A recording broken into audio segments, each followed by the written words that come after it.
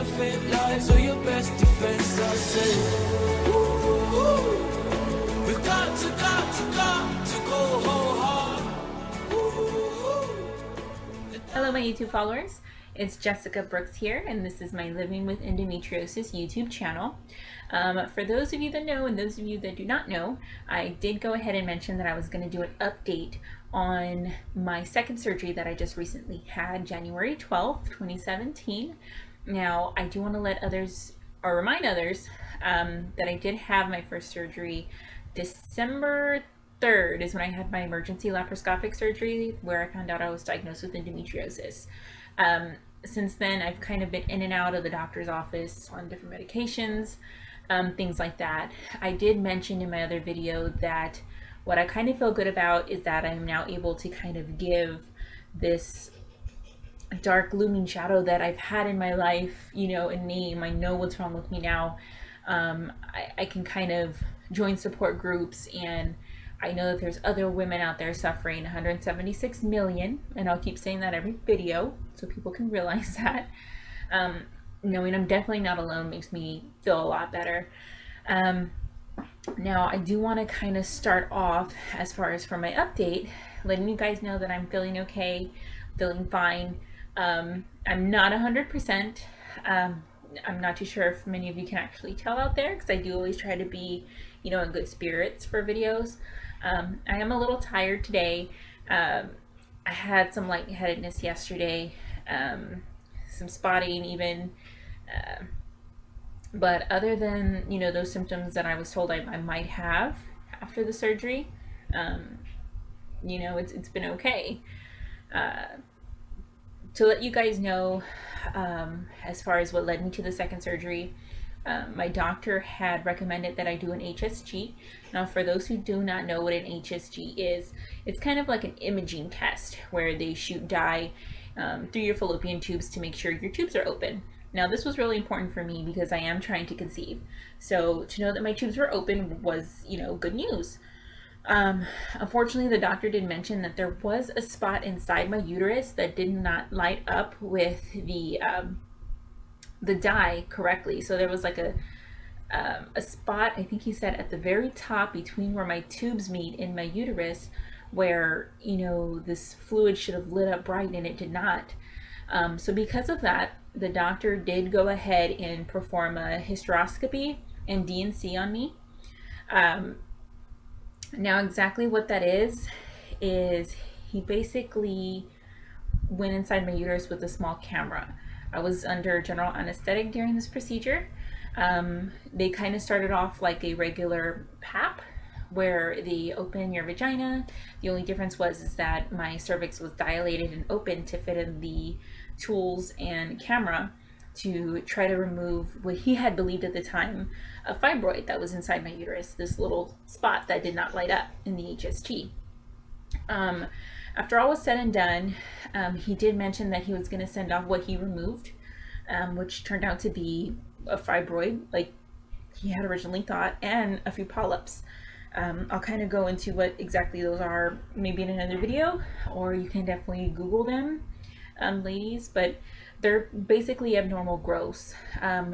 Correct me if I'm wrong, I think fibroids are a form of tissue, and I believe polyps are a form of cells that kind of cluster together and create these little abnormalities in the uterus. So I'll be getting the pathology back on those in 2 weeks. I'll let you know exactly what was found.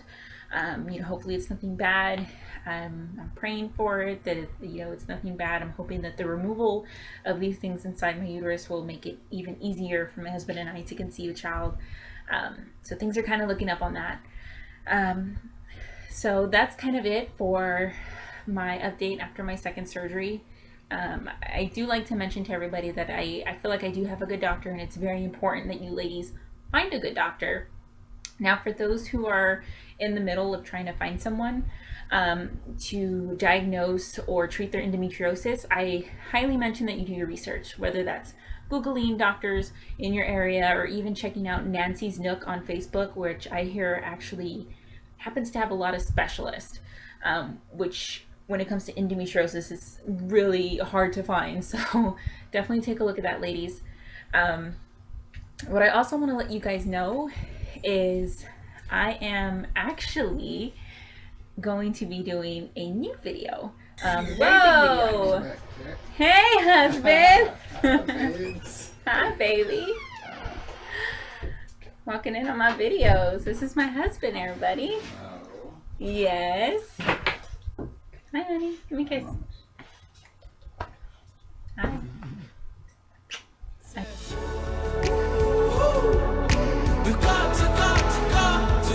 And I'm really excited about this new YouTube video I'm going to be putting out there. It's going to be called So You Think You Know Endo. What I'm going to be doing is I'm going to be kind of describing or comparing, I'll be comparing endometriosis symptoms to just regular period symptoms. I'm hoping that this video that I will be putting out will kind of encourage younger girls especially to know that if they do have these symptoms, that it's not normal to have these killer cramps or to feel this way, and hopefully it'll encourage them to go see a doctor and find a specialist. Another really big part of the video I'm going to be including, since I am getting close to my cycle starting, is me actually going through the pain that I experience when I'm on my period. So y'all will kind of get to see firsthand. I'll probably have, you know, my husband film me during these episodes, these flare-ups, so you can kind of get a good idea of what endometriosis sufferers actually really go through. Again, I hope that this new video, So You Think You Know Endo, coming soon, kind of opens up people's eyes and creates that awareness. I'm also going to be including not only video interviews, but message interviews from support groups that I am a part of on Facebook. A lot of those women have kind of stepped up and want to voice their opinion on how other people perceive them as sufferers, and I hope that, like I said again, this just encourages other women out there to kind of get seen. As far as my experience, it took me about 12 years to be diagnosed with endometriosis, and if you've watched my previous video before, you'll know that it takes an average of 10 years for girls to be diagnosed with endometriosis, because not a lot of doctors are aware of the disease or understand it really. So I'm hoping that this video kind of gives women you know, the power to know their bodies and to know that, you know, if they're experiencing these same symptoms that these other women are having, or are going through the same pain that they'll see me going through, that they know it's not okay and it's not right. We're strong and we're empowered, and the more that we know as women, the more that we can grow as women too, and as a society. You know, as far as a disease in itself, it's not only physically hurting people, but it's also financially and emotionally hurting women in so many bigger ways. Endometriosis can make someone suffer, and I hope that this video, So You Think You Know Endo, kind of opens up people's eyes to those things. So again, guys, you know, thanks for watching. That's my second update on my surgery, and I hope y'all are as excited as I am as the new video, So You Think You Know Endo, coming soon. Definitely stay tuned, subscribe so you do not miss that new video, and we'll kind of go from there. Okay, guys? One more thing before you do go, guys. I just want to let y'all know that attached to my YouTube channel, I have links to my Etsy account where I do create awareness bracelets for endometriosis. So if y'all are interested in bracelets or jewelry, go ahead and take a look at my Etsy account. I also have my GoFundMe page now for a lot of endo sufferers. Like I had mentioned earlier, it does take a financial toll, so if you're willing to kind of, you know, help out a bit, I definitely would appreciate that from the bottom of my heart.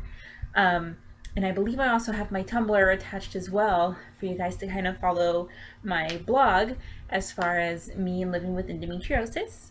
Again, guys, thanks for watching. You have a great day. Bye. In the streets again, drowning in the violence. It's getting pretty tense. A lot of anger in the faces I see, a lot of bitterness, communal emptiness.